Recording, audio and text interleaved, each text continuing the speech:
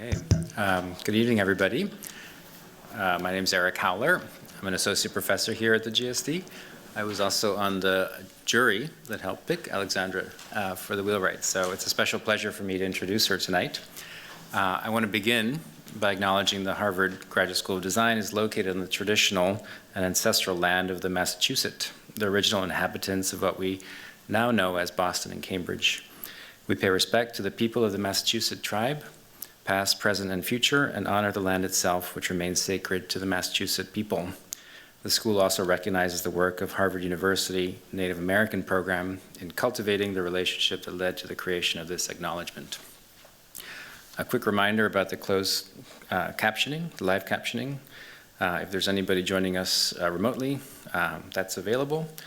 Another announcement, tonight marks the final GSD public program of the fall semester, so you can close this out. The spring semester programs will be announced in January. And then the reason I think we're here is that the annual Wheelwright Prize, which is what Aleksandra won, is dedicated to fostering expansive, intensive design research that shows potential to make a significant impact on architectural discourse. The prize is open to emerging architects practicing anywhere in the world, and the winner receives $100,000 to support their proposed research project. So think about that. Hopefully Aleksandra will show us what to do with that money. The 2023 Wheelwright Prize is now accepting applications. This is an advertisement. And the deadline for submissions is Sunday, January 29th, 2023. So right around the corner. For more information to apply, please visit wheelwright.org, wheelwrightprize.org. Okay, tonight's guest, Aleksandra Jaeschke, was the winner of the 2019 Wheelwright Prize, and we're delighted to have her back. As I mentioned, I had the privilege of being on the jury, and it's always interesting to serve on these juries because you see a kind of range of proposals. It sort of captures a certain moment, I would say. As a jury, we get to survey a kind of topography of issues, of questions that are being raised by almost a generation of proponents. And I think Aleksandra's cohort was not unusual in that way. There was a proposal to study raw materials that make up architecture, a kind of upstream of the construction ecologies that architecture is built of. There was a proposal to study architecture's protest, the kind of architectural equipment and special tactics. These were fascinating proposals. We wish we could have awarded them all. But in this fascinating pool of proposals, Aleksandra's proposal stood out. Her proposal was entitled Under Wraps. She proposed to study the insular worlds of greenhouses, their technologies of enclosure, and their impacts to the landscapes and communities that employed them. Aleksandra writes, the aspiration was to explore the culture and architecture of greenhouses, focusing on the spatiality of horticultural operations and the interactions between plants and humans across a spectrum of contexts and cultures. My goal at the time, this is Aleksandra's words, was to compare the impact of different spatial arrangements from farm, hoop house to botanical conservatory and along an imaginary urban-rural transect to speculate about strategies for more equitable greenhouse ruralism and an engaged urban horticulture. The former, I hoped back then, would hopefully empower the farmers, and the later would engage urban dwellers in an act of caring for plants, our living substrate, and the ultimate other. So that was like a profound statement. We were like, wow, we got to see this. So that's why she was selected. I'm excited about the topic, and it relates to things that I'm interested in. I would say that one of the many myths of modern architecture is that it was a movement born from new materials and building technologies, specifically the use of reinforced concrete and glass, producing a new syntax for architecture. Architects like Bruno Taut and authors like Peter Scheerbart imagined a new glass architecture, merging new materials and a social and cultural agenda. Scheerbart's text, Glass Architecture, written in 1914, and Bruno Taut's Pavilion for the Deutsche Werkbund of the same year were understood as early, originary articulations of the modern movement. But the glass architecture of the modern movement also had its origins in the modest greenhouses of the emerging 17th century horticulturalist practices. And it's no accident that the designer of the Crystal Palace, Joseph Paxton, was a gardener. The greenhouse emerged as a means of extending the growing plant season or of housing plants that had been displaced from other climate zones. The development of the greenhouse coincided with the Victorian era, of exploration and empire. So Joseph Paxton's greenhouse garden innovations led him to the design of larger and larger structures, culminating in the World's Fair structure of 1851, apologies. The Crystal Palace structure was 1,848 feet long and 408 feet wide, enclosed 990,000 square feet, which is almost 23 acres of interior space. 23 acres, that's almost 1 million square feet. Imagine a kind of landscape interior of this first greenhouse. The Crystal Palace wowed audiences that paid to visit the structure. It was a precursor to the architectural spectacle that became associated with World's Fairs. So glass architecture, from its originary moments of sort of speculation and radical thinking, evolved into conventional structures. Today, all glass curtain wall buildings that were radical in the 1950s are today considered mundane. Glass as a material has passed from revolutionary to lowest common denominator. Looking at the world of glass structures against the backdrop of climate change and carbon form, we must ask, is it at all possible for an all-glass building to also be sustainable? And is an all-glass architecture an anachronism of a past era? Philosopher Peter Sloterdijk has written about the Crystal Palace as emblematic of empire and late capitalism that absorbs everything within a kind of hermetic interiority, where architectural historian Daniel Barber writes about the planetary interior as a signifier for our over-conditioned world. These are some of the ideas that sprung to mind as I was reading Aleksandra's proposal, and I think she begins with similar questions about the relationship of our glazed world between interiors and a broader world, indeed of a world with its varied climate zones, regional flora and fauna. These worlds are inscribed in the very premise of the greenhouse, the structure that manages its microclimate to displace one climate zone to another. And I would argue the global is built into the greenhouse because it's always about this displacement, this microclimate. So Aleksandra's travels took her around the world, 3 continents, 30 countries, I don't know, a lot of countries, and she's raising some of these urgent ecological questions around the legacy of glass in architecture, the glass house as a typology, but also what the future of this type might be. One last quote from Aleksandra: "Perhaps it's time to break the mold and abandon the greenhouse as a model and a mindset with which to address the current ecological predicament. It's not too late to grab the intellectual emergency hammer." So that's pretty exciting. Please welcome me in please join me in welcoming Aleksandra Jaeschke.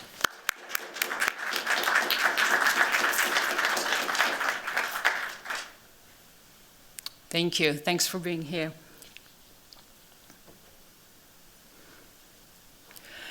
Well, I've sat on the other side a number of times, but standing here, that gives me butterflies in my stomach.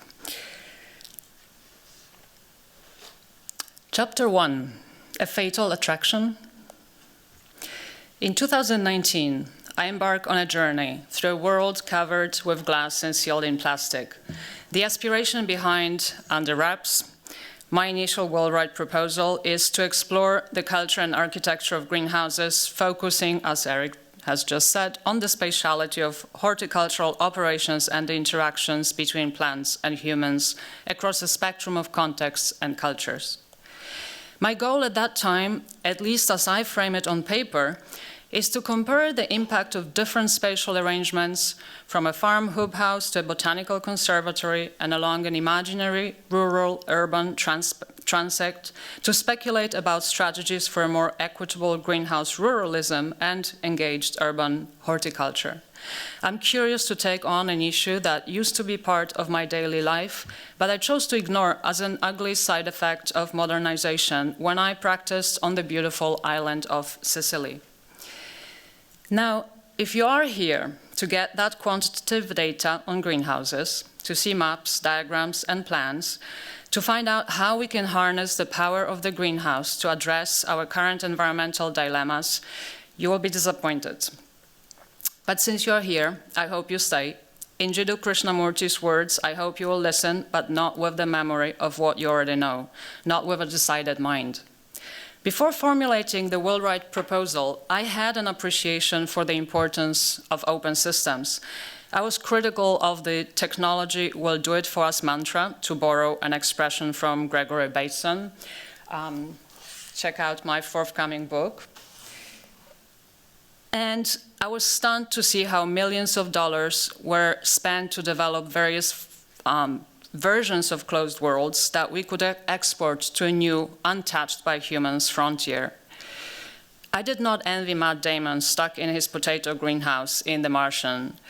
When in 2021, a billboard sponsored by a number of environmental groups is put up in front of the SpaceX headquarters to celebrate Earth Day, I can't agree more with the message. Mars sucks, Earth, yes. But this is in 2021, so I'm getting ahead of myself. Still, even before I win the prize in 2019 and start traveling in 2020, I'm not oblivious to the limitations of closed systems. Far from it. I'm simply hesitant to immediately frame the topic of my Wheelwright proposal in a decided way. I want to stay objective, and only then, if given the chance to travel, make up my mind. After all, what sense does it make to travel if we already know? Why waste such an opportunity to project knowledge we already have onto a place we do not know? I don't know quite back then that the journey will affect more than just my attraction towards rural greenhouses, urban conservatories, and other extra-large artificial biomes, that it will change the way I think.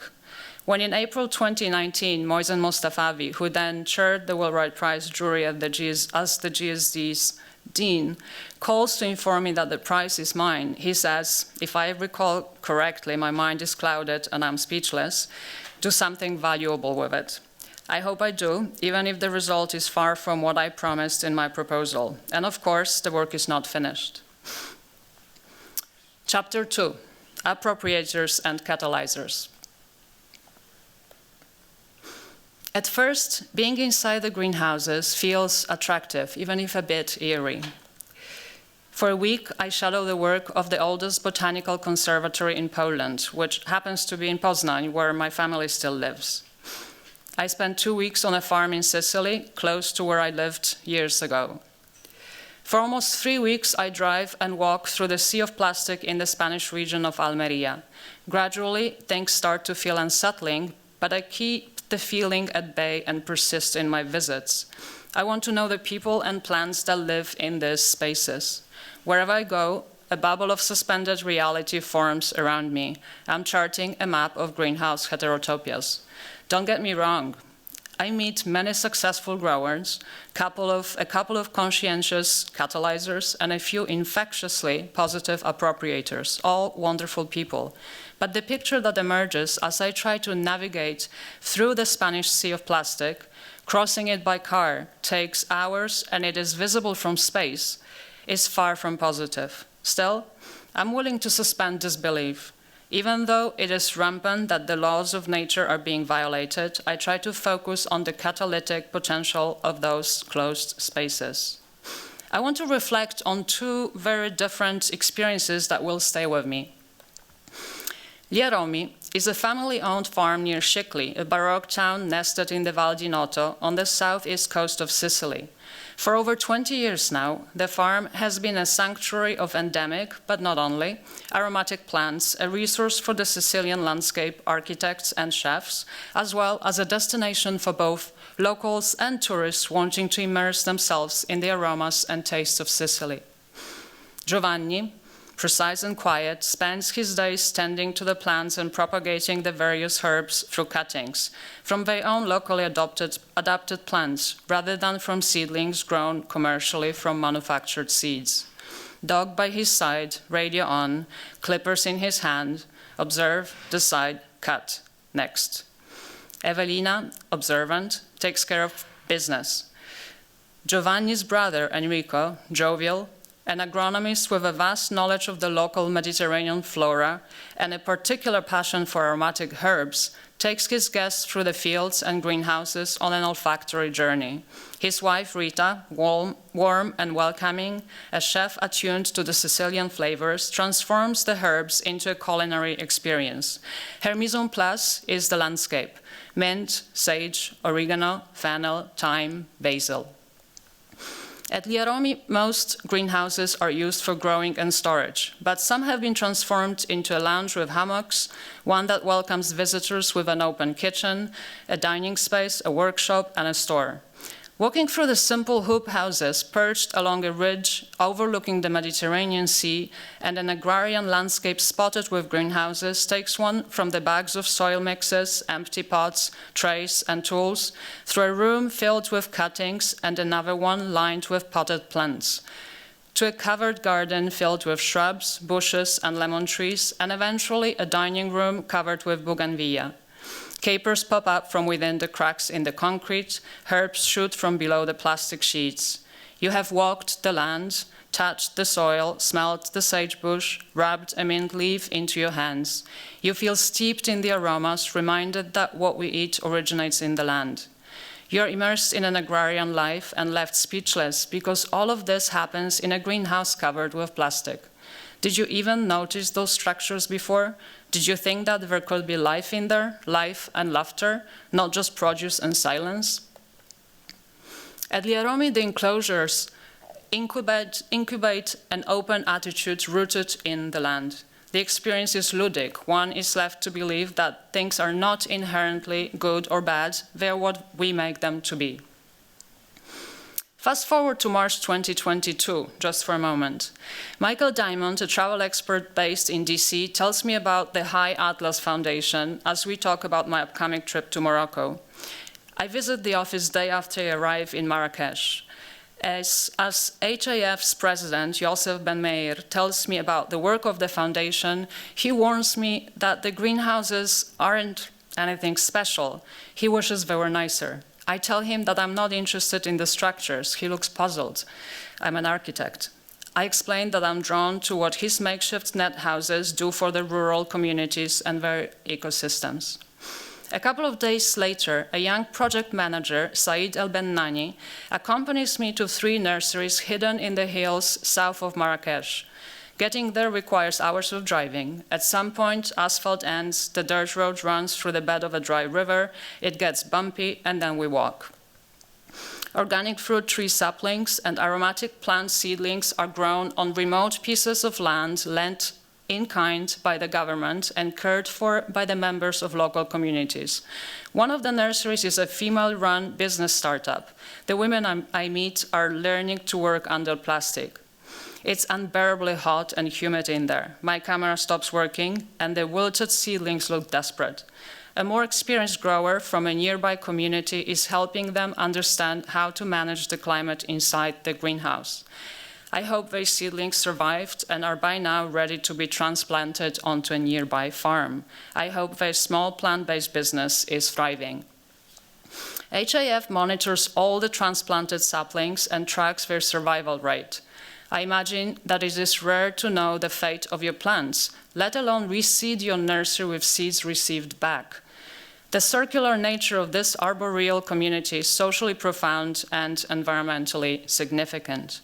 The life incubated in those simple net houses runs deep into the Moroccan landscape and invigorates underprivileged rural communities. It frees people from economic dependencies and protects plants from global genetic contaminations.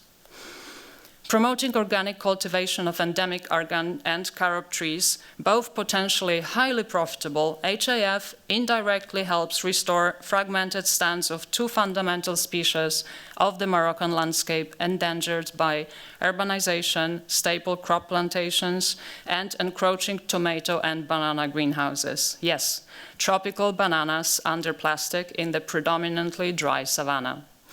HAF's modest greenhouses are a powerful weapon against exotic monocultures that drain water resources and depend on foreign seeds and fertilizers.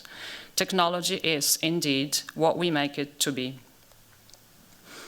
The transformative potential of these types of greenhouse initiatives, rather than the structures that host them, keeps me going.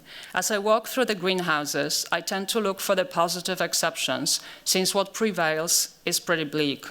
What life should these structures be catalyst rather than replacement for? My walk outside of the greenhouses became longer and longer. What life was there before they suffocated it?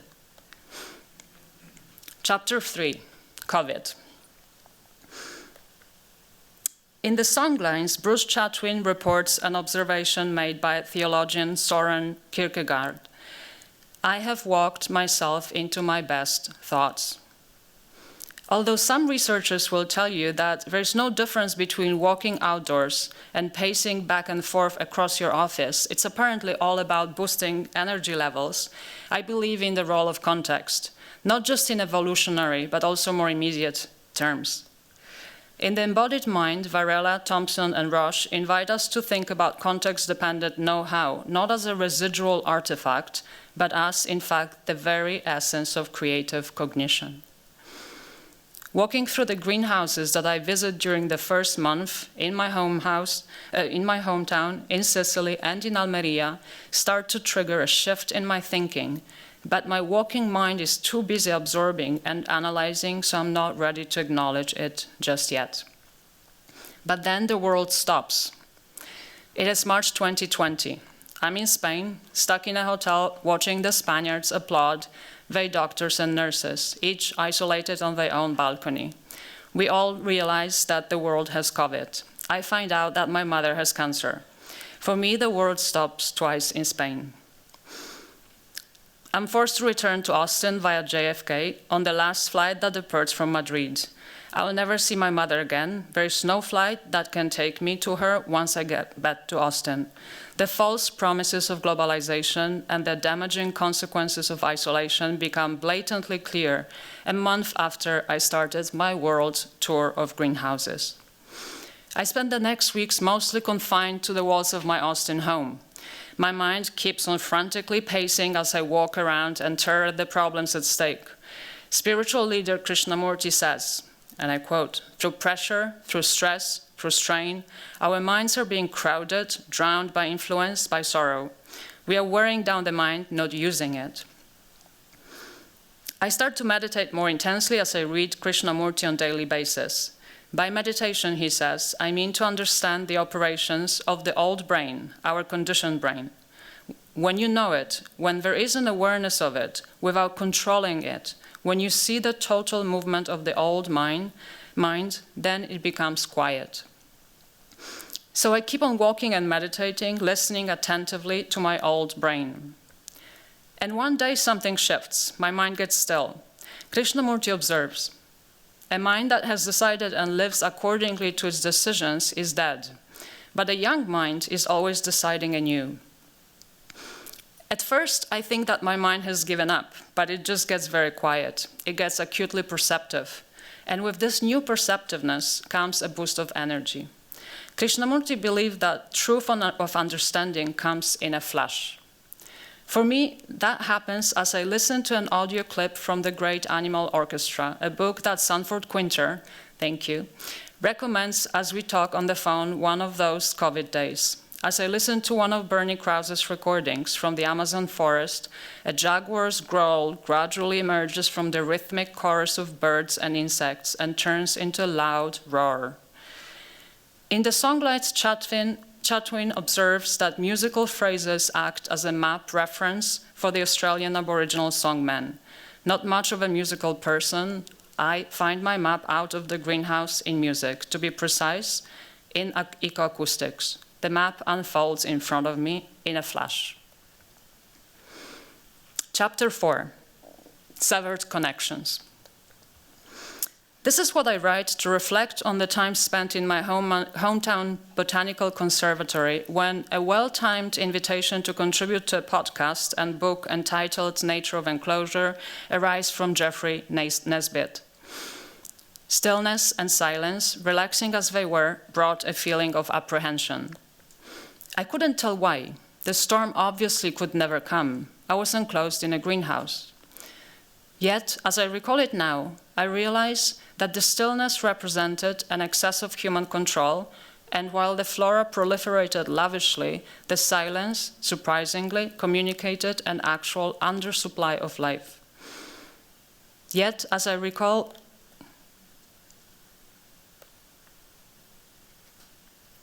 packed with plants, the greenhouse felt empty.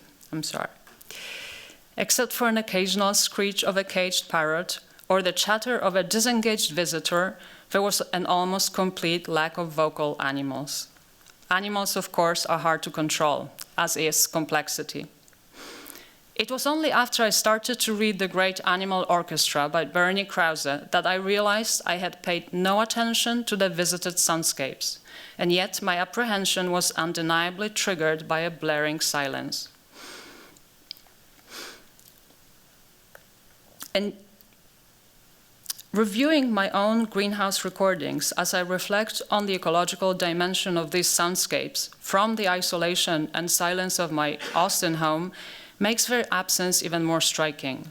Stunningly, I failed to acknowledge this obvious deficiency while I walked through the greenhouse labyrinth when I was physically there. The complexity and completeness of plant-animal assemblages resonate in their soundscapes. As Krause's field recordings confirm, those choruses are indicators of undisturbed and unconfined biodiversity and the richness of ecological relationships built over long spans of time. As I continue to reflect on the topic, I focus on the community that sustains in the open one particular tree species that I spotted in the conservatory, a small specimen of my favorite fig tree. So I ask myself, how many of these theatrics can happen under glass? Most likely, none. If you can't enclose a colony of banyans and an army of fig wasps in your greenhouse, you can try to force the figs to ripen by simply piercing them. You would have to do high-precision lab work to force them to produce a precious seed in silence.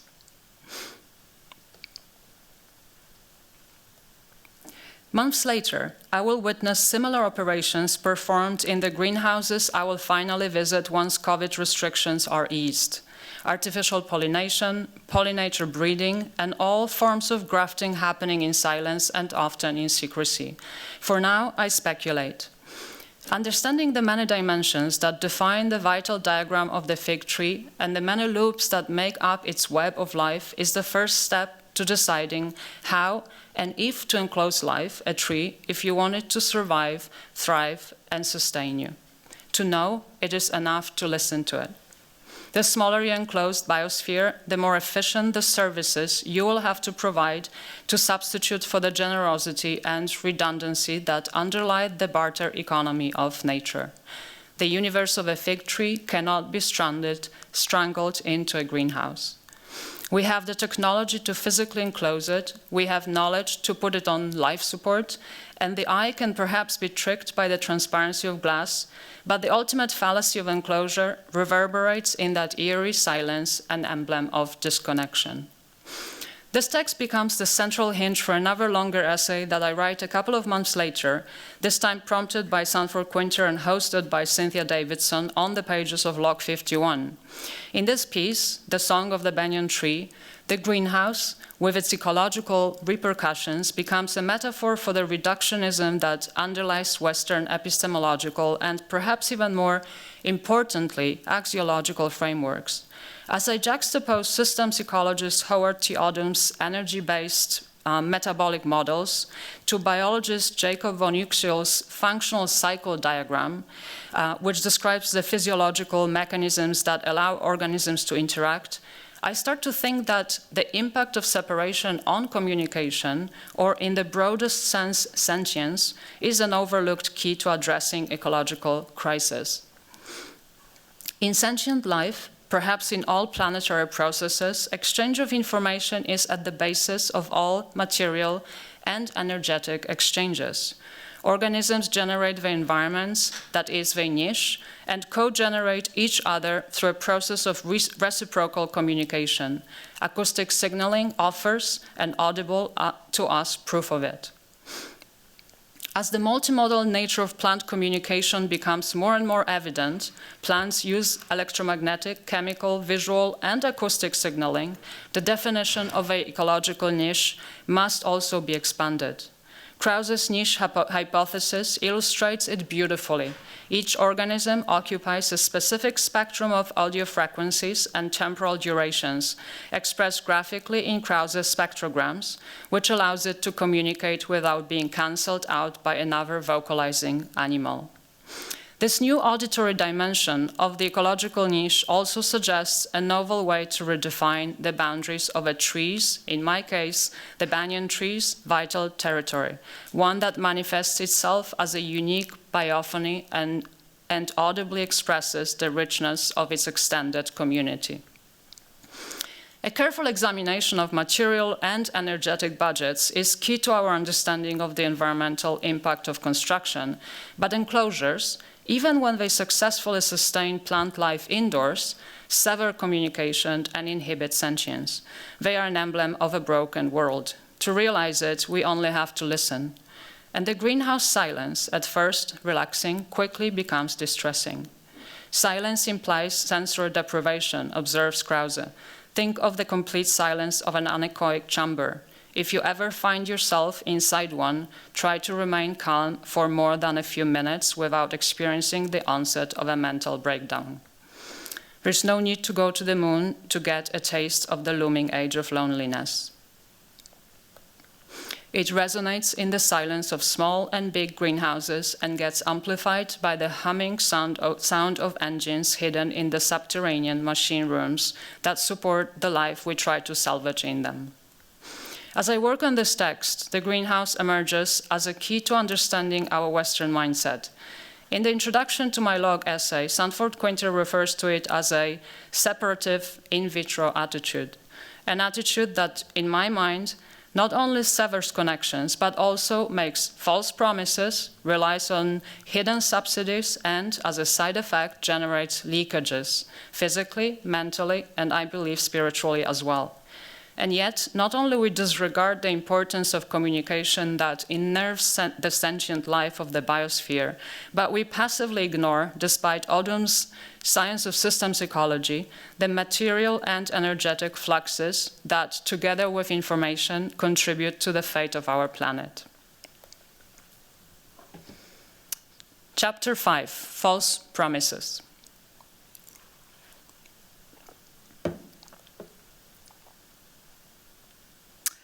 This essay about the importance of communication for interconnectedness comes out in spring 2021, a year after the world gets stranded by COVID and I get grounded in Austin. In the meantime, I receive a much-needed Research Reboot Award from my university, UT at Austin. It will allow me to take a semester off to travel again, in spring 2022, after a 2-year-long break. By then, the world will not be the same. My thinking has already changed. The pandemic reveals many false promises. Of course, we knew, but we ignored them. Large multinational enterprises struggle and small local businesses collapse when the global flow of goods and workforce comes to a halt. I suddenly remember Stephen Shaviro's book, Connected. Every connection has its price, Shaviro writes as he reflects on the network society and K.W. Jeter's sci-fi novel Noir. The only thing you can be sure of is that sooner or later you will have to pay. With COVID, the internet becomes a cursed blessing, but it's our dependency on the material interconnectedness of global markets that poses an immediate existential threat. Until yesterday, fresh produce, no matter the location or season, flew in from somewhere. Suddenly, the flow becomes uncomfortably erratic. Until yesterday, somewhere out there, the production of my vegetables under plastic sustained a community formed around spacious and perfectly sealed greenhouses. From the perspective of the served, I catch myself on naively thinking, they're perfectly poised to resist the pandemic, and yet, to sustain that community, the produce has to fly out to be consumed somewhere else, by you and me. Even if the greenhouse production were to be diverted to serve the domestic market, the entire region is growing a few inessential but profitable vegetables. You can't live off tomatoes. Until yesterday, the staples were imported from somewhere else. It was less profitable to grow them. The repercussions of this fact will become even more acute when in spring 2022, I find out, while waiting for a plane in Mexico City, that Putin's forces invaded Ukraine. Ukraine and Poland, that I come from, are neighbors, so it feels like a punch in the stomach. It's hard to think of food, but as we fly to Oaxaca, I think about Ukraine, its people, and all the grain that their land produces. Grain, too, due to this unjustifiable aggression on a sovereign country, will stop flowing freely around the globe soon. Grains are not tomatoes. They are a life-sustaining staple. To make things worse, even if what you grow under plastic could sustain you, when you run out of seeds, your supplier tells you that you have to order them from Israel. And by the way, plan ahead for your fertilizer. It must be ordered from Turkey. You thought to be a community of producers. After all, it's you that sweat every day. But really, you are a middleman with no access to the technology that transforms your abundant land drenched in the Oaxacan sun into a basic livelihood. That knowledge is protected somewhere else. Trust me, I was asked to turn off my camera and drive away. You, on the other hand, hosted me in your greenhouse. I'm thankful for that. Regardless of whether you grow tomatoes under plastic or consume them elsewhere, as I do, globally interconnected, we have lost the connection with land. Either we no longer have access to the ancestral knowledge of the plants that grew there in the past, or there's no knowledge to recover since the land we colonized was almost uninhabitable before we hooked it up to an incessant planetary flow of matter, energy, and information. The worst-case scenario, we displaced, violently, someone who knew the land intimately, was one with it. Either way, we are now all connected to life support. This is our ultimate curse. We have lost the connection to the planet, but cut off the planetary subsidies, and our closed, self-sufficient worlds will implode. Catch 22. Chapter 6, Hidden Subsidies. I will see many of these subsidies most of the time bracketed out from the perfect greenhouse equation, or at least the popular perception of it, when I finally get to travel in spring 22. What appears like a perfectly engineered self-sufficient world, a greenhouse, depends on an array of global and locally sourced subsidies used to substitute for what's not good enough, enhance what's not efficient, and provide what's missing. Plants seem so incapable, impotent, when you look at them from the inside of a greenhouse. And yet, I decided to dedicate a good chunk of 2021 to thinking about how we relate to plants through a project entitled Plant Potential, and possible thanks to the Meadows Foundation Fellowship I received from the Center for American Architecture and Design at my own school at the University of Texas at Austin. This is how I framed this series of dialogues. Human activities, construction first among them, thrive on minerals. Vital to our lives today, they were once an essential support to the emergence of life on Earth. And yet, as Vladimir Vernadsky first intuited in 1928, living matter has in turn been perpetually reforming those materials since then. Life makes geology. What's more, life makes the atmosphere, as James Lovelock and Lynn Margulis proposed it later, breathable as well.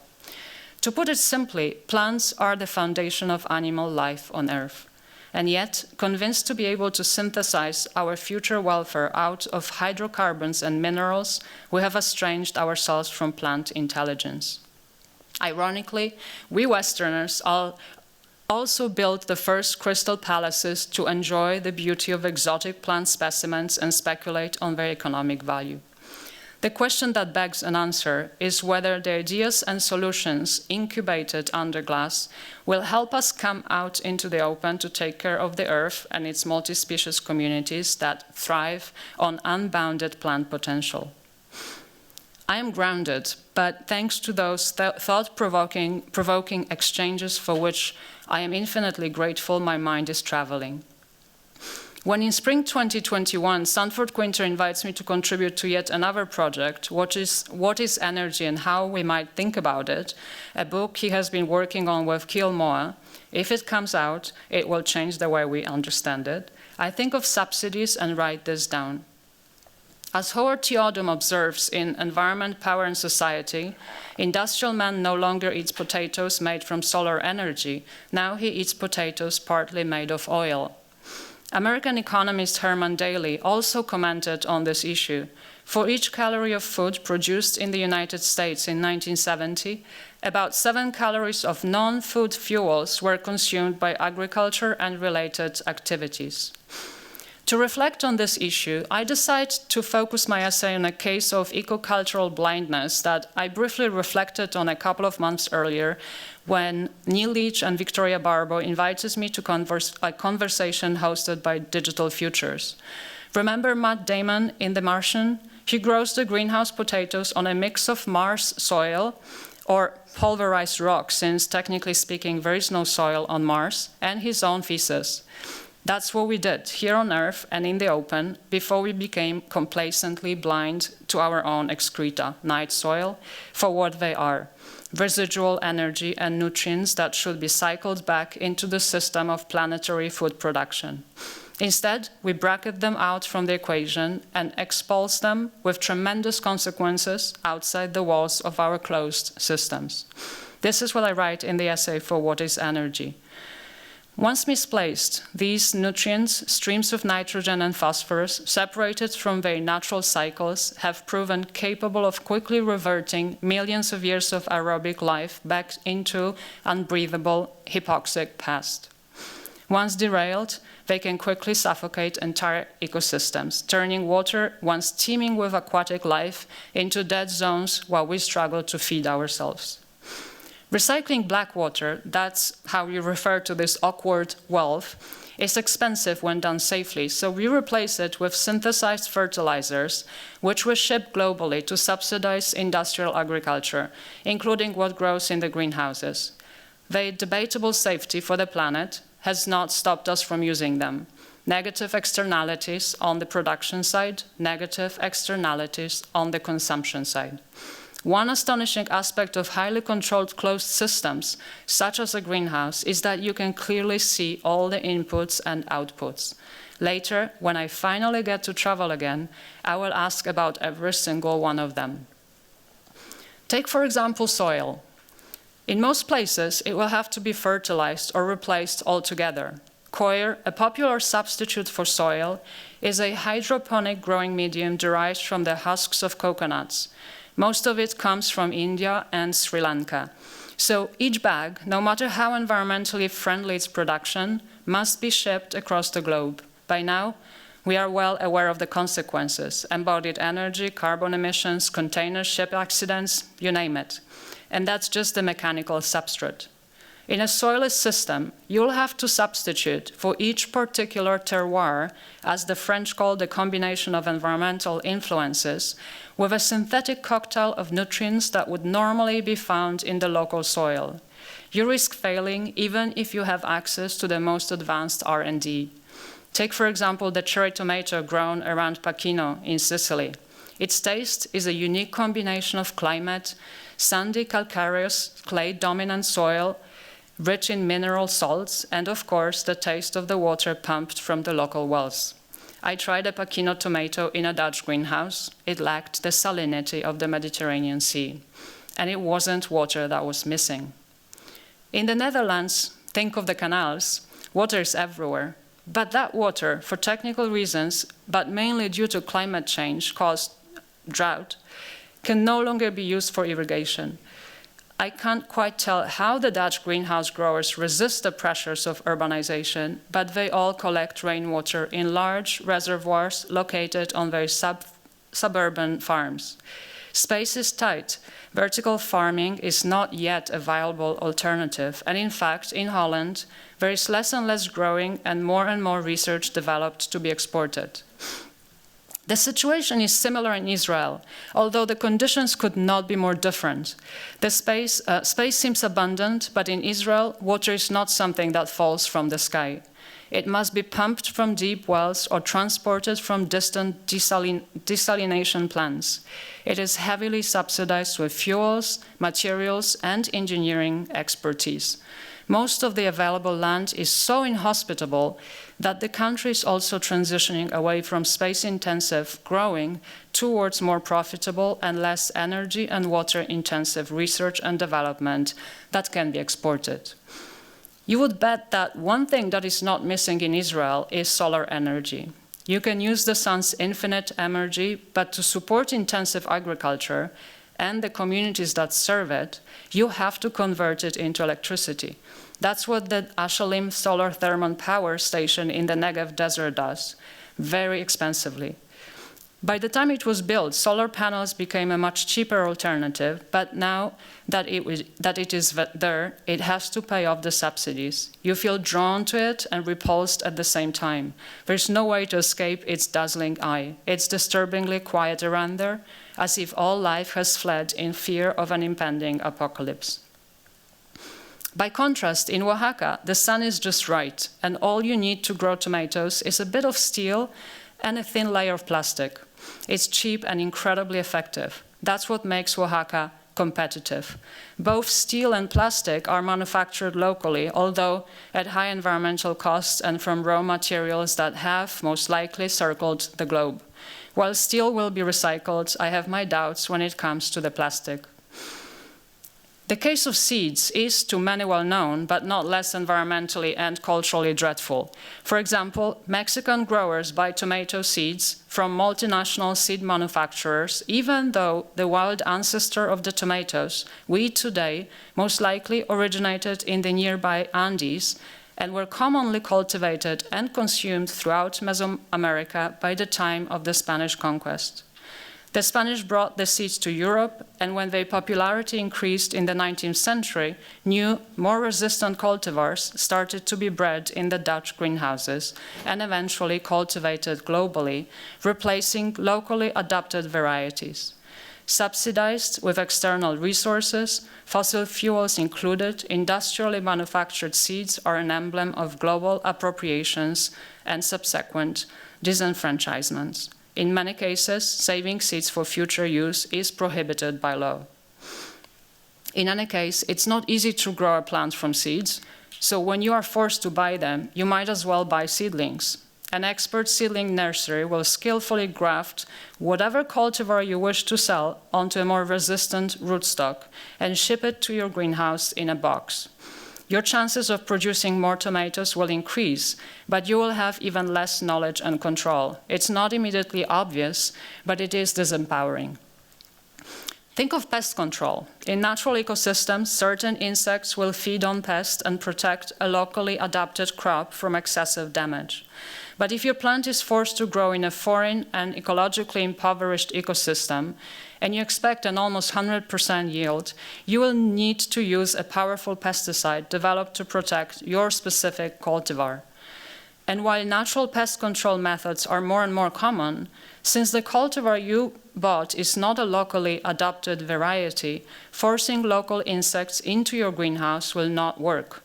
You will have to buy the right type of a pest-loving insect and have it shipped in a box from an expert company. It will likely be Koppert, a Dutch company, undoubtedly awe-inspiring, that I visited earlier this year. They will also send you a box of bumblebees, since most greenhouse vegetables are, botanically speaking, fruits and will not form without pollination. Again, trying to force a local bee into your greenhouse will not work. Most wild pollinators, if they exist in your part of the world, will not pollinate a foreign crop. This kind of mutualism won't mature over season. It requires thousands of years of evolution. In Waste Not, the essay that I write for What is Energy, I reflect on how ecologist Eugene Odum, Howard's brother, analyzed ecosystems to assess their maturation during ecological succession. The gradual intensification of symbiotic relations, inter-community partnerships, is yet another sign of maturity, which contributes to the complexity of biochemically diverse trophic webs and possibly improves their stability in times of environmental perturbation. I ask myself if the global relations that support the growth of the modern tomatoes is a sign of maturity or foolishness. Are these symbiotic partnerships or forms of parasitic abuse? They prove very unstable during the global perturbation caused by the pandemic. And if we are so open to such complex global partnerships, why do we reject symbiotic relations with other forms of life to, for example, cycle our feces, with all due care, back into food? This is what I write down as I work on the same essay. Instead of joining forces with the autotrophs that can build carbohydrates using the free energy of the sun, we subsidize food production or any other human activity, construction included, for that matter, with high density but also high transformity hydrocarbons. Autotrophs and the pollinators that I have just mentioned a moment ago provide an ecosystem service. If your greenhouse is not fully automated, still a rarity since the available AI is not sophisticated enough yet, you will need human workforce as well. It will most likely come from elsewhere, like the bumblebees. In Europe, Spain, Italy, many seasonal workers will be foreign migrants, mainly from Africa, living in a precarious life away from their families. In Morocco, the workers that cluster around the greenhouses south of Agadir are product of internal migrations from remote villages, the ones that High Atlas Foundation is helping generate an alternative source of livelihood from the land they know, land and plant potential, so that they are not forced to leave. One last thing that has to do with subsidies. In a heavily controlled and isolated artificial system, the type of symbiotic intelligence that we find in natural ecosystems and indigenous communities, an intelligence that emerges from local interactions between life and land, must be replaced with external expertise.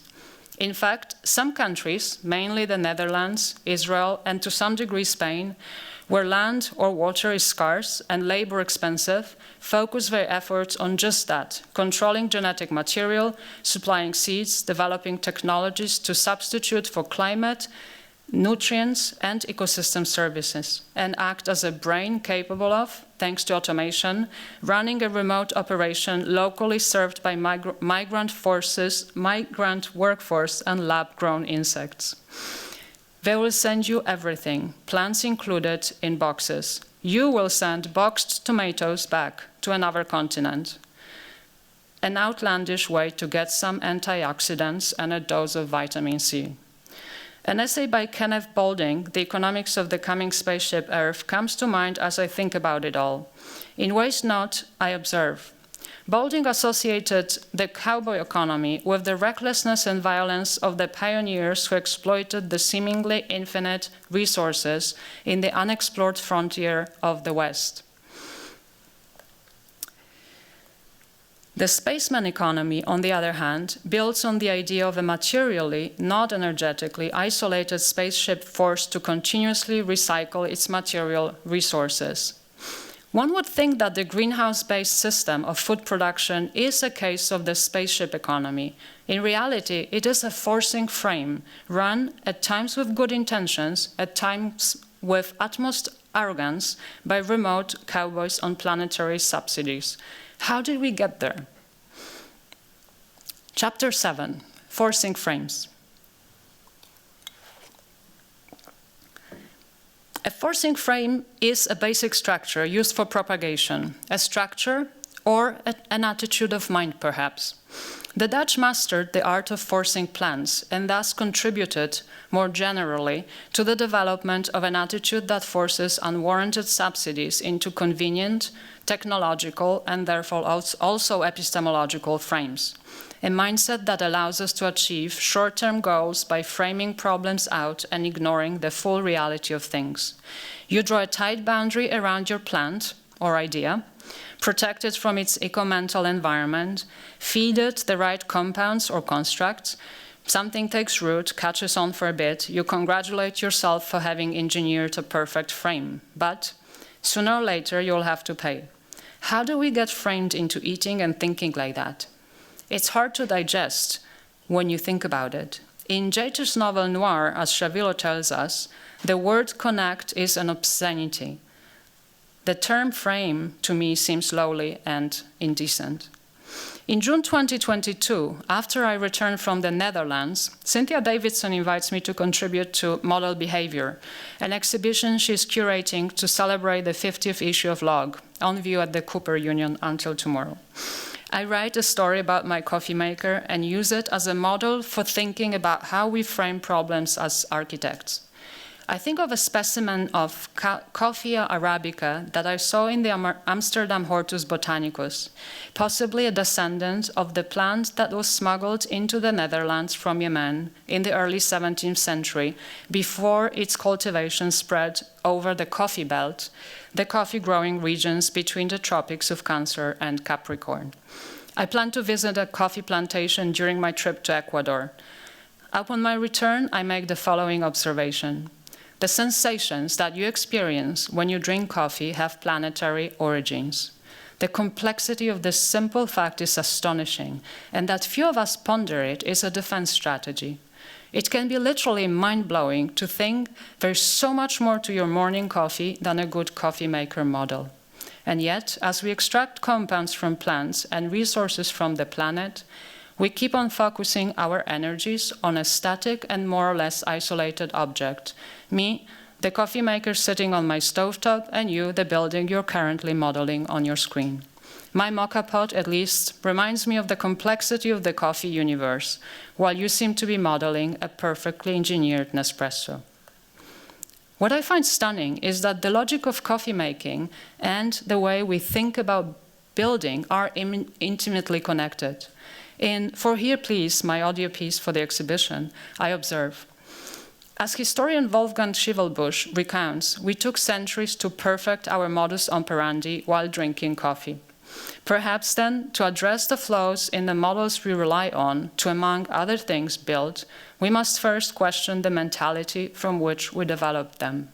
I eventually ask, what if the caffeine-induced alertness, productivity, and focus were no longer desirable behaviors? What if coffee was not the best plant to brew to address the current challenges such as climate change? What if the forcing frame, or as Stanford Quinter referred to it, the in vitro attitude, was not the right mindset either? Chapter 8, Normal Leakages. A forcing frame brackets things out, both as they flow in as subsidies, fuels, water, pesticides, seeds, and as they leak out, plastics, toxic waste, disease, as waste and as side effects. The spread of Coffea arabica is one spectacular example of a planetary leakage. Could the same happen to, for example, Argania spinosa? The argan tree, as we commonly call it, is endemic to the Sousse Valley in Morocco and westernmost parts of Algeria. But, as I discover when I finally get to travel again in spring 22, it somehow found its way into Israel's Arava and Negev deserts and is now grown there commercially, with modest success, as an alternative to the water-intensive date groves. Perhaps the seeds traveled undetected in the pocket of a curious botanist. I smuggled an argan fruit out too, although I shouldn't have. Botanist Elaine Soloway, famous for having germinated an almost 2,000-year-old date seed excavated from the ruins of the Masada fortress, perched over the Dead Sea, is the person who domesticated the argan tree. She assures me, as she takes me through her modest greenhouse in the Ketura kibbutz, that there is no risk of leakage since these plants cannot survive on their own in such a hostile environment. Still, plants will do anything to spread. They will travel across the ocean on a floating log, but we humans are their favorite vector. Leakages can assume various forms and are hardly ever considered in the greenhouse equation. I think back to spring 22. Ragged sheets of sun-yellowed polyethylene plastic fluttering in the wind of Almeria, caught in a dance with a bush before tumbling away through the landscape to eventually find their way into the soil and water system as treacherously imperceptible microplastics. We think that solids can't leak, and yet they do. Even in places where polyethylene used to cover greenhouses is commonly recycled. In Ecuador, this happens even in places where polyethylene used to cover greenhouses is commonly recycled. In Ecuador, thanks to the hospitality of Jean Rule, one of the local rose breeders, I visit an impressive plastic recycling facility. The owner, a conscientious ex-grower, explains that a portion of the local market is out of his reach. If new plastic is cheap, the worn-out sheets sell for next to nothing. They will be reused by small farmers until they get torn up by the wind and flashed down the hill with the next torrential rain. By the way, plastic gets degraded and can't be recycled forever. It will eventually find its way back into the environment, into that terroir that makes a Pachino cherry tomato, my coffee beans, and your wine unique. Be aware, it will make a full circle. Just wait. If solids can't leak, fluids will for sure. A worker takes some pesticide from the greenhouse that he works for to spray his small vegetable garden. No one will notice, he thinks. He doesn't quite remember the instructions, but that's his fault, right? Nothing to do with the manufacturer or the grower he works for. They know how to use it to minimize harm. He mixes it hastily in a bucket his wife uses around the household. Even the best controlled, closed systems will eventually leak. I think of what sociologist Charles Perrow calls normal accidents. Normal because triggered by local interactions between small operational failures rather than deficiencies in design or violent natural phenomena. Think of those bananas growing under plastic in the Sus Valley, draining water resources and depleting the soil that once sustained local grasses, carrots, and angarn trees. Well, these banana greenhouses are outside the boundaries of the well-controlled zone south of Agadir. There, it was a desert before, and water use, now supplied by a nearby desalination plant, is highly controlled. In the nearby Sus Valley, someone got inspired and decided to grow bananas, irrigating them with local well water. Ideas leak. Chapter 9. In emergency, break glass. American biologist Lynn Margulis claimed that living organisms were islands of order in an ocean of chaos. Let's not congratulate ourselves for all the closed worlds that spot the surface of planet Earth. The extraction that supports these apparent islands of order, with some rare exceptions, is causing havoc among all life forms, including ourselves. We just can't see past very forcing frames. The spread of the in vitro mindset is, perhaps, the most dangerous form of leakage that one can think of. When I return from my trips, I pick up on a short text that I wrote for Logarithms, a series of conversations hosted by Cynthia Davidson during the last Venice Biennale. When an invitation to a conference entitled Multiplicity arrives from Pari Ryahi, I decide to expand on it and continue reflecting on mycelium as a model for thinking about it, or about thinking about how we think and operate within a forcing frame mindset. This is what I write as I reflect on the discoveries made by forest ecologist Suzanne Simard. The soil that mycorrhizal communication networks occupy is a region largely ignored by architects. Simard and other scientists who study these webs make us look underground and force us to question one of the most common architectural symbols, the ground section line. While terrestrial surfaces afford us, in J.J. Gibson's terms, many vital opportunities, they are neither fixed barriers, nor do they mark real limits of discrete systems. Seeing them as such constitutes yet another instance of what philosopher Alfred North Whitehead referred to as the fallacy of misplaced concreteness. Like so many other imaginary boundaries set by architects, the ground section line is an abstraction that should not be confused with the reality of soil, which is a vital and dynamic transitional zone that supports all life. Although you will never see it in a botanical conservatory, it is in the soil that the kingdom of plants, supported by the mycelium root entanglement, makes most of its vital decisions. Greenhouse plants live a lobotomized life. Their cognitive networks are permanently severed by a myriad of man-made boundaries. The walls of the greenhouses that I have visited over the last 3 years are more solid than the line we architects use to represent the thin layer of soil, and yet a dangerous abstraction as well. Their transparency obliterates the complexity and extensiveness of the material and energetic fluxes that support the operations that they house. And that's just part of the fallacy, both if we think about the ground section line and the walls that I'm talking about today. What the line represents is not just an entrenched incapacity to acknowledge the importance of soil to the life above it, but more broadly speaking, that our minds are rooted in a psychogeographic ground that transcends the boundaries of our brains and bodies and is innerved with other forms of intelligence.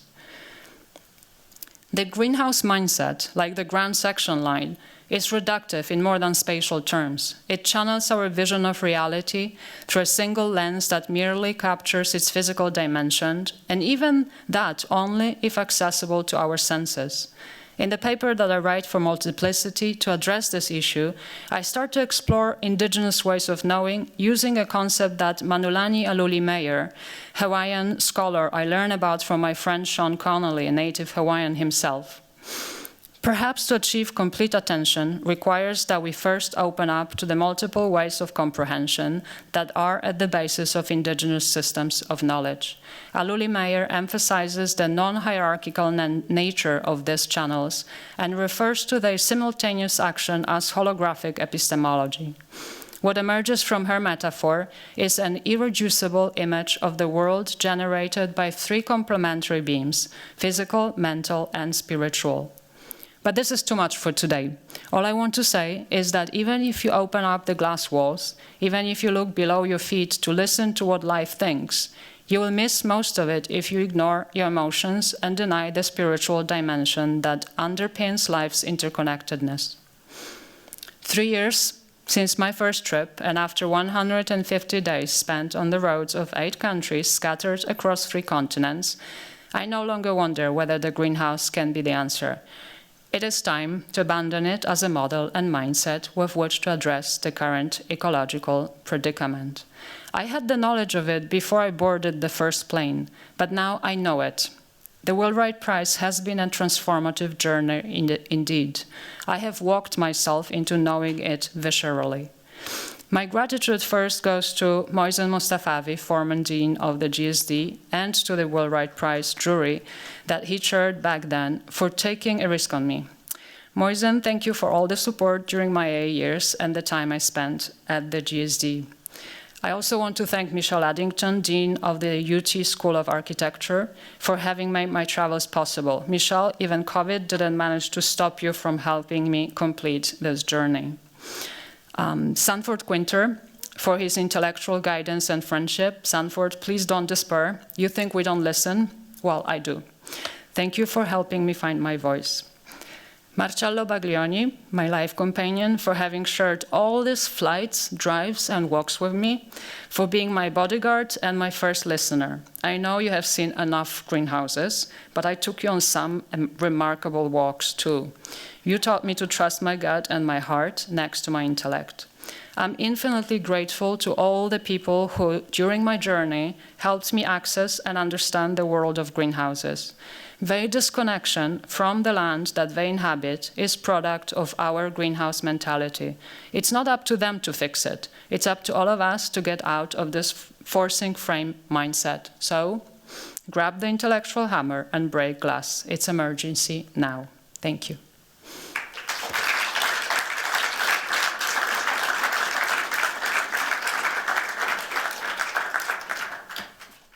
So, Aleksandra, thanks for that incredible journey. I feel like you took us with you on this incredible journey. I was struck by the photography, not just the kind of the words and the descriptions that you sort of described, but the photography is just incredibly beautiful, not conventionally beautiful like a picturesque, but I feel like I saw those images and they look familiar, like I've driven by those places. But when you showed them like this, obviously a different story emerges. Could you just tell us a little bit about the photography? I mean, is that an interest of yours, or that's just a kind of byproduct of your travel log. Is it on? Yeah. Okay. So, yes, photography was very important to me. I think what happened is that I realized that both walking and photographing and filming was a way to think through those issues. And the amount of time spent on physically being there and trying to frame it in different ways was my way to think through the problems. So I actually took more photographs than notes, which to some degree I regret because there are many things that now escape my memory. But the visual and spatial quality of the places I visited were so overwhelming that it was the most important thing to me to capture was that. The way the spaces, the greenhouses relate to landscape, the way they truncate the connection between the sky and the land, I think it's something that I kept on trying to capture because it was the most striking thing for me. Just another sort of methodological question. Did you record sounds as well as images? Because you described an incredible kind of sonic experience too. Were there videos, I guess, with audio and visual that you took? I did. I took a lot of footage. I didn't use it today because I didn't want to distract from the narrative. I thought it would be too much if it was moving image and me talking. But those recordings are mostly silent. Silent, well, to the degree that I was able to make them silent, because of course there's always a lot of background noise that is picked up by the camera, but those are not significant sounds. There's actually really a lot of silence. And both in the agricultural greenhouses, where there are very few people, there's not that much workforce unless it's a harvest moment, but normally they're empty. There's just a couple of people in an immense space doing something, which is very strange. And of course, the same in the botanical conservatories that I was talking about. That silence didn't really catch my attention during the first trips. It really only happened after COVID that I started paying attention to it. But it was incredibly powerful to be in those spaces. Often I was allowed to stay on my own inside the greenhouses and just absorb that silence of the plants and the incredible feeling of being surrounded by thousands of the same plant and nothing, you couldn't hear anything. While in Almeria outside, it's a really strong wind, for example, right? So, yeah.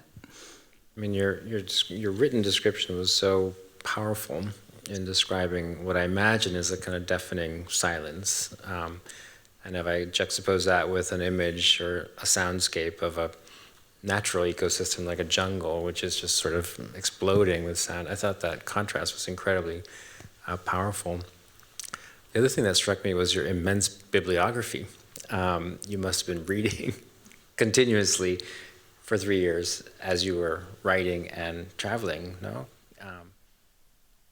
Can you just tell us a bit about, like, did one text lead to another, or Sanford told you to read this and you read that, and like your bibliography seems to have like sprawled like a root system or something too.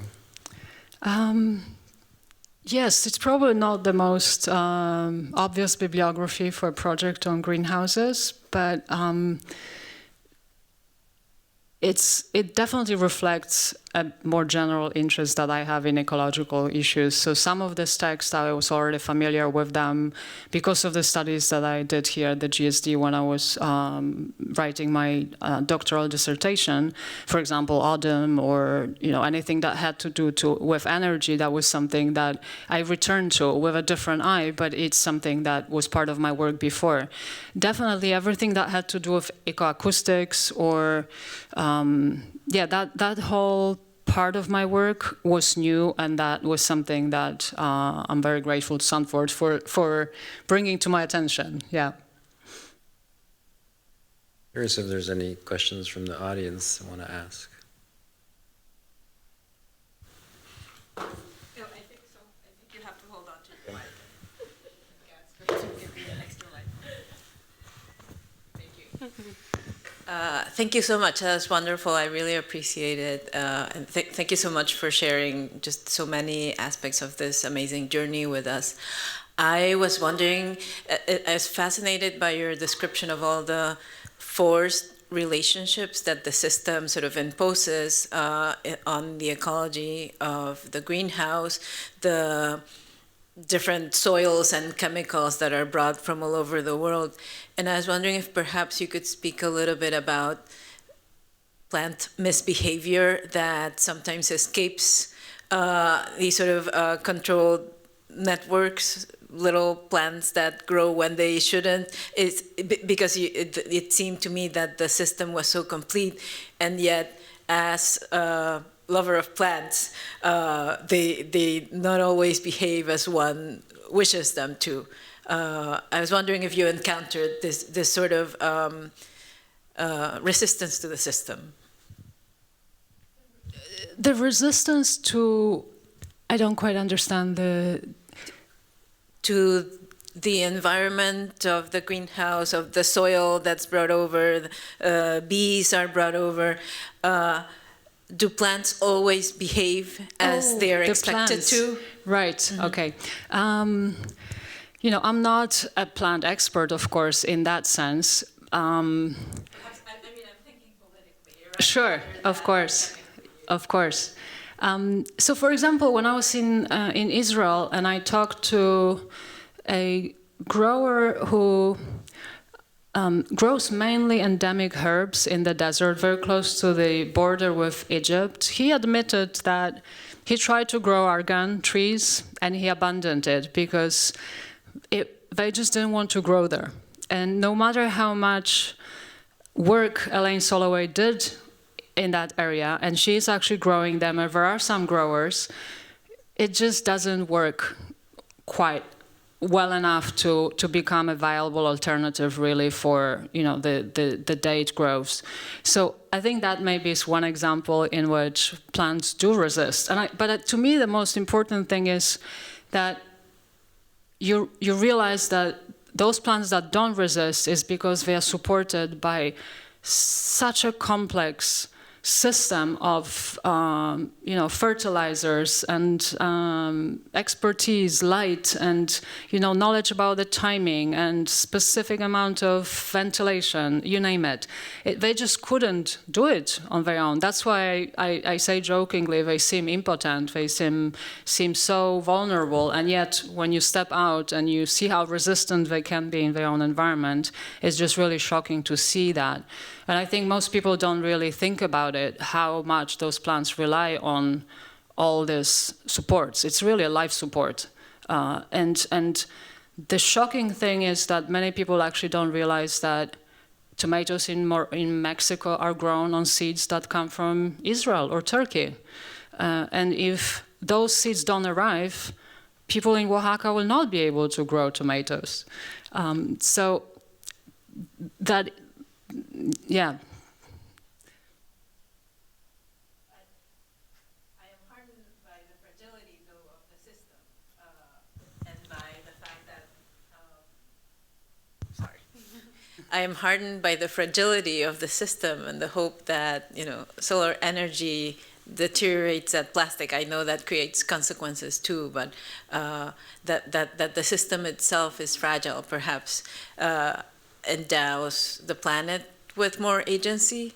I think just a thought. What becomes really obvious is that issue of intelligence that normally is embedded in life, local life, the relationship between life and land is missing there. So everything has to be substituted. And of course, in order to replicate such complexity, we can't do that. So it always will fail somewhere. And it's always an open experiment. And that's why I mentioned the Pachino tomato that will never taste the same. Many people, when you talk to them in the Dutch greenhouses, they're very proud of the work they're doing, and it's actually incredible how close those tastes are becoming to what we know from natural ways of growing certain produce. But it's never the same. And even if it might seem to be the same, the moment you know what goes into it, I don't think you can relate to that food in the same way.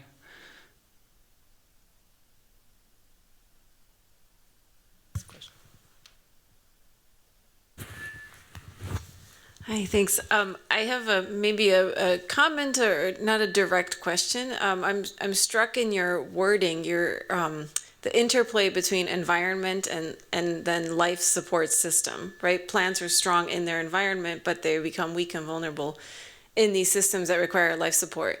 And so I'm just thinking about life support becomes this kind of global network, right? And then environment, where does environment begin and end? And now with climate change, the global network is affected by this kind of, again, resonance of spaceship Earth as an environment.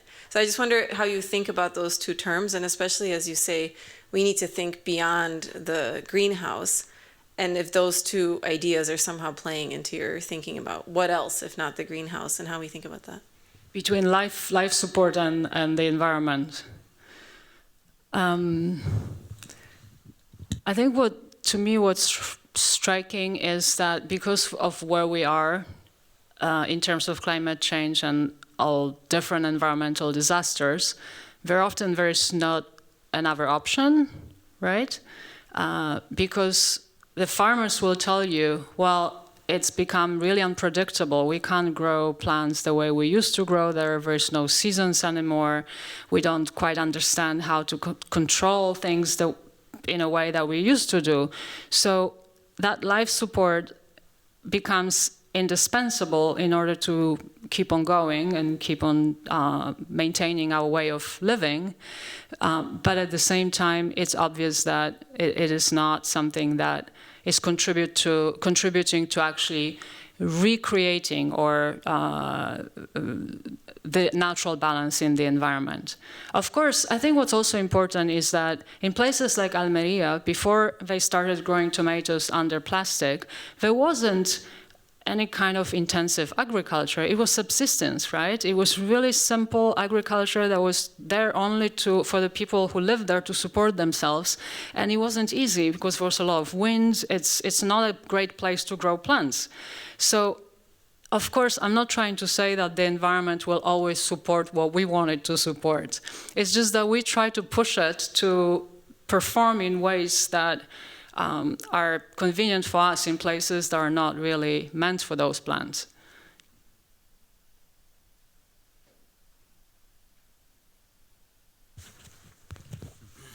Hi, Aleksandra. It's a pleasure to see you back. I was coming expecting to see a lecture, and I felt like what I attended was more like an experience, the way you told this story and the way you described your journey. It was both pleasant and concerning, especially from my perspective. I grew up in a region that was not very far away from Almeria, so I've had like first contact with everything you were discussing. I'm just very curious at a very practical level, how has everything that you've seen and learned, how has it changed the way you buy your own food now? You choose where you get your groceries from, what you eat? Well, it definitely affected more than just my research. Perhaps my research was already, to some degree, affected by the way I eat and live. So that came maybe a little bit first, but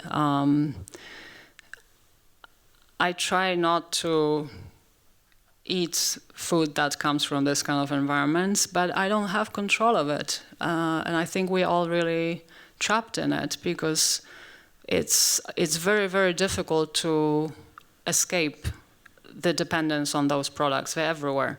And it's, for most people, it's just too expensive not to be part of this system.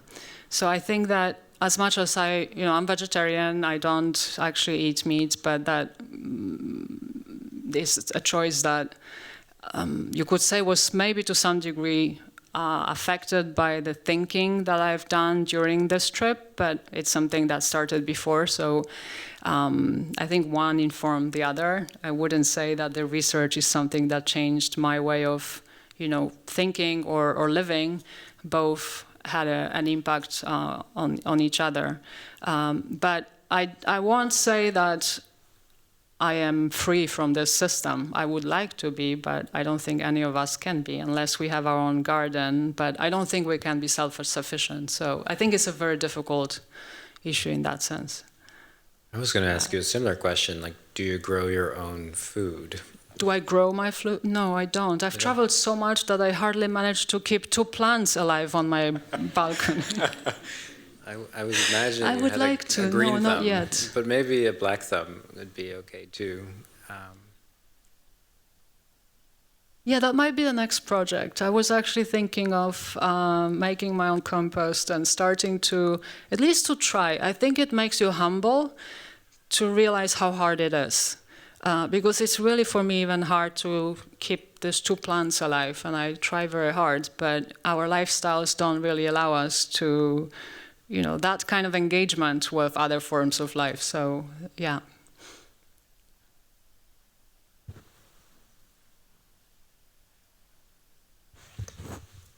Hi, thank you so much for that talk. It was so eye-opening. I have a methodological question for you. So you mentioned walking, observing, and listening as key to your research. I personally have been thinking a lot about walking as a research method. So I have a couple of questions. So number one, could you speak about the value of walking as a research method in your research? And 2, how can one maximize the value of this in different contexts?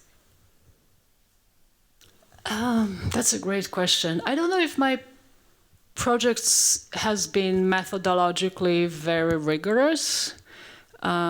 I would definitely not say that I started my travels thinking I'm going to walk a lot and do it in some specific way.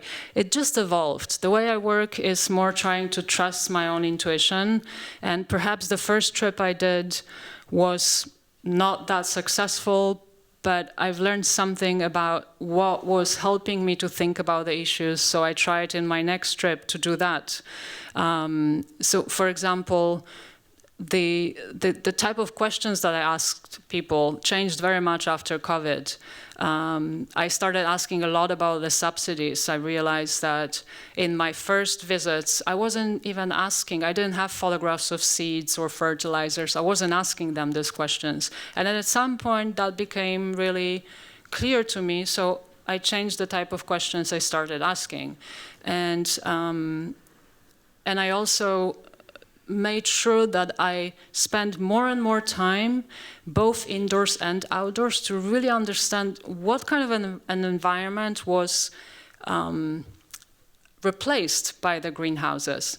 So, for example, in, in Quito, where I visited the rose greenhouses, I made sure to go and travel to the cloud forest. And in Morocco, I spent a lot of time driving and traveling through the savannah because I wanted to understand what kind of an environment was replaced. And I think that became more and more fascinating and important to me, understanding those environmental dynamics, because what happens in the greenhouses is pretty repetitive. It's very similar everywhere. And very certain typologies, like you go to Spain and then you go to Morocco, you realize that the same idea traveled and they're very similar. So there is not that much more that you can learn, but you learn by observing how people live, for example. It's very different, how the migrant workers live in Spain and how they live in Morocco, for example. So then that walking outside became very important as a way to understand the context, as opposed to just the structures and the operations inside. We have time for one more question here. It's you. Thank you. Thank you very much, Alex.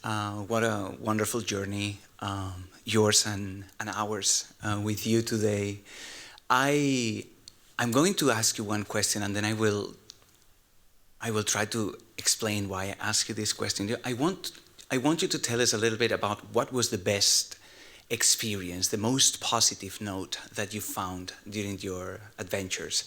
Because, as you were speaking, I really enjoyed the tone and the language and the atmosphere almost that you created in the room. That was very beautiful. The quotes, the poetry almost of many of the references you were using.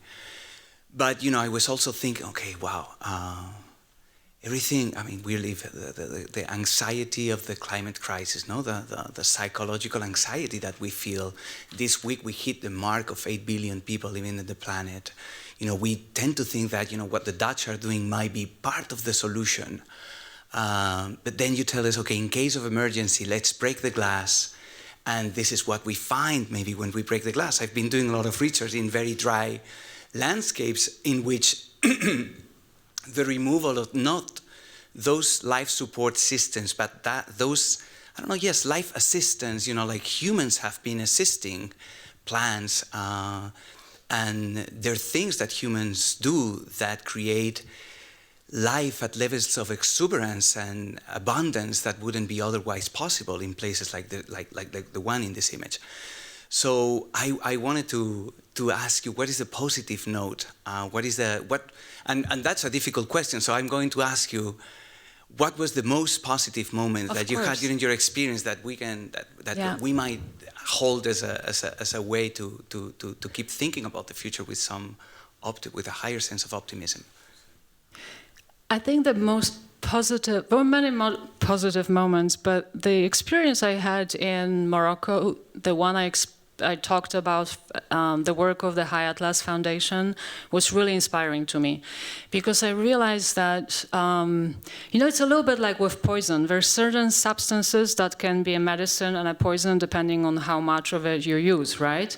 I mean, salt will kill you, but we can't live without it.